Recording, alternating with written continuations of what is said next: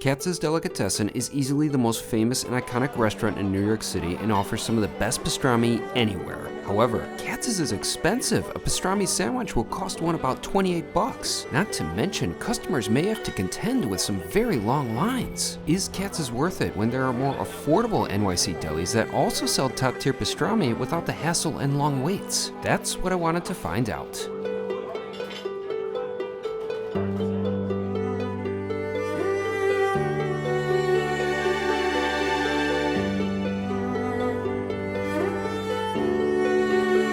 Today I'm here in New York City right along the Hudson River, and right now I'm just relaxing and recovering from the very large but incredible meal I had earlier at literally one of the most iconic and famous restaurants in all of New York City, the legendary Katz's Delicatessen.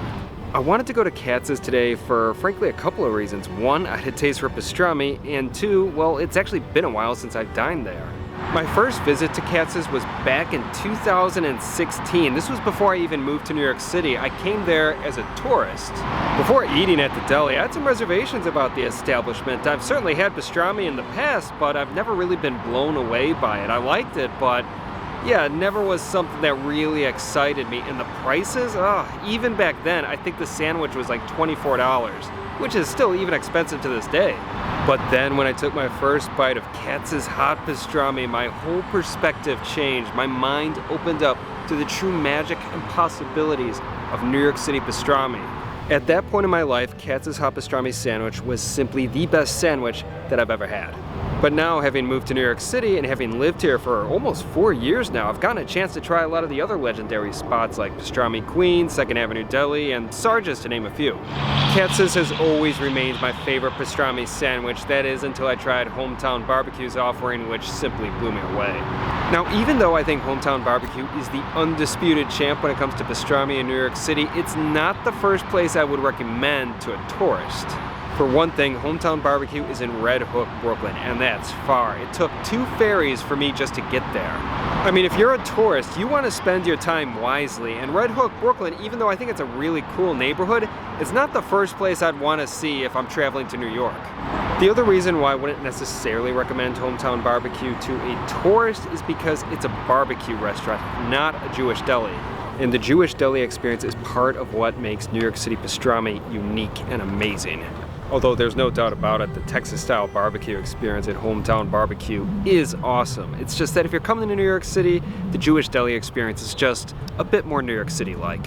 So that got me thinking, what pastrami place would I actually recommend to a tourist after having been to most of them?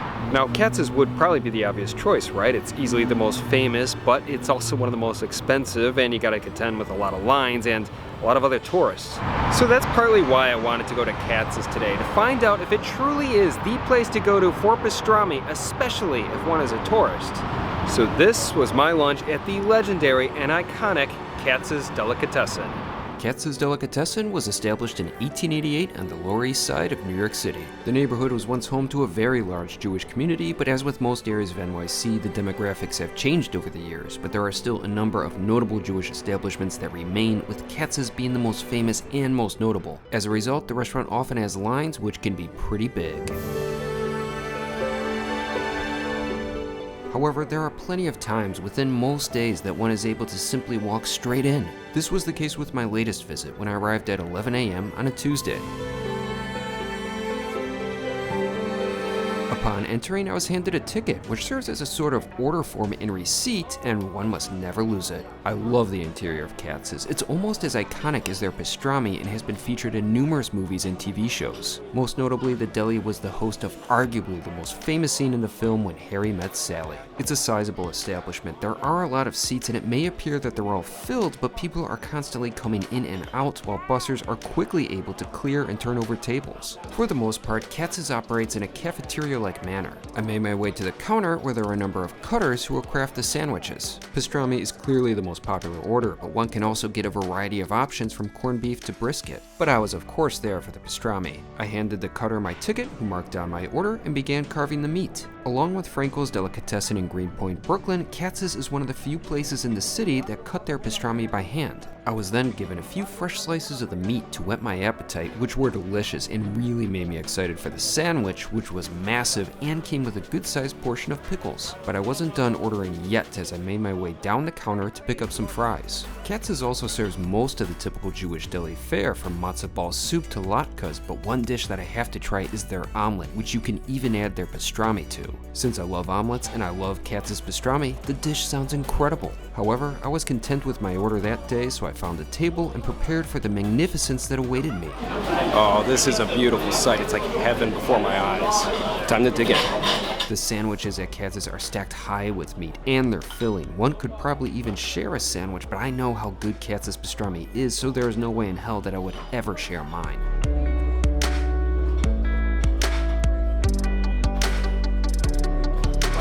That is so good. Oh.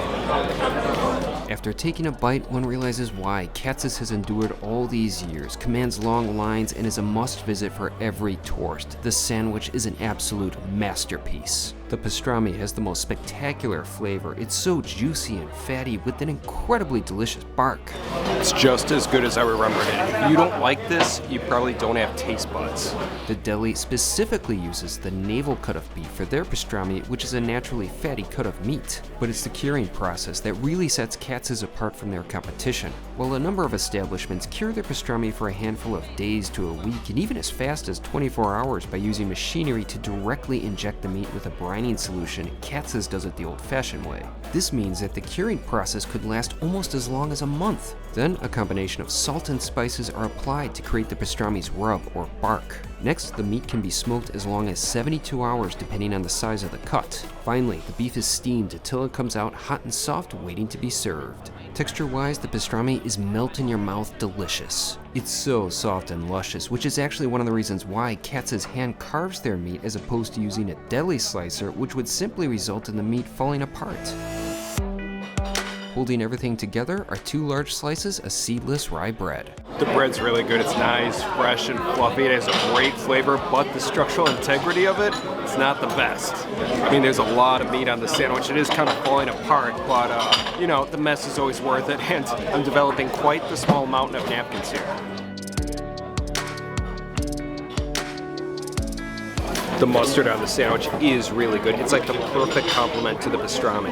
It's got a real nice bite to it, a slight tang. It's really good. And I think the amount that the cutters put on my sandwich is perfect, although there is more on the table here. Price-wise, Katz's is expensive. The pastrami sandwich is currently sold for $27.45, but with tax and tip, the dish will cost over $30, and that's a lot for a sandwich. However, most of the other legendary restaurants in New York City for pastrami aren't much cheaper. Although David's Brisket House in Bed-Stuy, Brooklyn has probably one of the most affordable pastrami sandwiches in NYC. But for the most part, one might save a couple to a few bucks at these other spots, but Katz's by far stuffs their sandwiches with the most meat, not to mention they give you the most pickles as well. I've gotten more satisfaction with Katz's pastrami than a lot of steakhouses and Michelin-starred restaurants where I've spent far more. It's a sandwich that's perfect for a special occasion, a dish that's nice to have every once in a while. Plus, it's not exactly health food. One would be wise not to consume too many of them. I've got so much pastrami between my teeth right now. Flossing is going to be quite the adventure after this meal. As with every sandwich served at Katz's, one is given a good-sized portion of pickles, which includes both full sour and half-sour varieties. Both kinds were great. They were nice and fresh with a good crunch and a garlicky flavor. The pickles are solid. You got 2 different varieties. It's nice to switch back and forth from the pastrami sandwich to the pickles for a bit of change of flavor. They're pretty much a standard Jewish deli offering in New York City, and I just can't imagine not having them with the pastrami sandwich. However, the pickles weren't my only side, as I did get an order of steak fries. But sadly, unlike the glorious flavors of Katz's pastrami sandwich, the fries fell a bit short, and in some cases, a lot short. The fries, I'm not gonna lie, I've seen better from this establishment, but they're okay at best. Judging by a lot of them, they seem a bit overdone and undersalted. But they do have a good thickness. I just think I got them on an off day. It happens.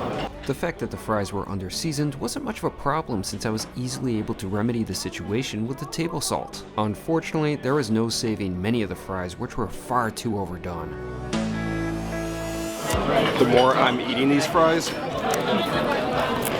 yeah, it's way too crunchy. The more I'm regretting my decision because some of these fries really suck. But like I said, I think I just got unlucky today. I've certainly seen better looking fries here at Katz. But in reality, everyone's here really for this, and this is a masterpiece. I still ate all my fries. I despise wasting food, even though many of them tasted like fossilized fried potatoes. And while I was upset with the quality of the fries, there was nothing that could dampen the happiness that I got from consuming the spectacular pastrami sandwich. It truly is a special dish.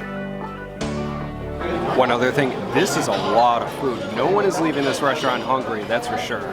In addition, a meal at Katz's is more than just the food. It's about the experience of dining in a truly New York City institution filled with history and customers from all walks of life enjoying some very fine food. Yeah, it's pretty clear that there are a lot of tourists here, but it's a nice sight seeing one of them bite into one of the legendary Katz's pastrami sandwiches for the first time and seeing the joy on their face. Makes me happy to see.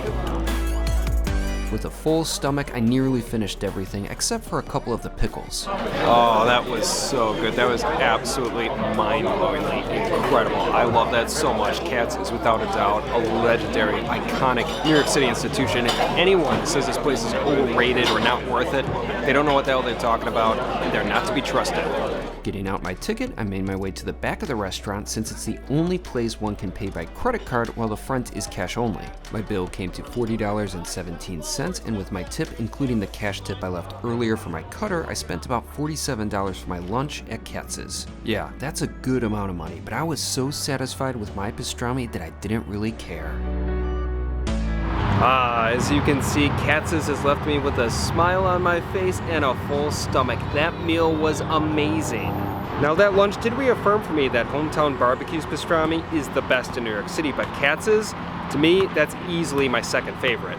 There is no doubt about it that Katz's is a phenomenal restaurant. Everyone should eat there at least once in their life. What kind of bothers me these days are the people who refer to Katz's negatively, referring to the fact that it's kind of a spot for a lot of tourists to eat at. Indeed, tons of tourists dine there, but lots of locals go there as well. The reason for this is because it's a destination restaurant. I know when I'm traveling, I want to eat at the best restaurants in a given city, and Katz's is one of the best restaurants in New York City. If one is coming to NYC, my city, the place I fell in love with, I want you to have a great time, and that means eating at the best restaurants. So yeah, it does kind of offend me when people kind of negatively refer to Katz's as a place for tourists, because there is nothing wrong with that at all. As I've said before, Katz's is a destination restaurant. And the fact is, we all become tourists ourselves the second we step outside of our own cities.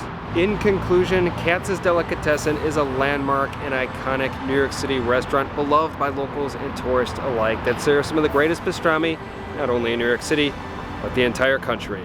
Although they sure as hell don't serve the best fries. Ugh. Anyways, it felt great to be back again at Katz's Delicatessen, and I can't wait to return again in the future.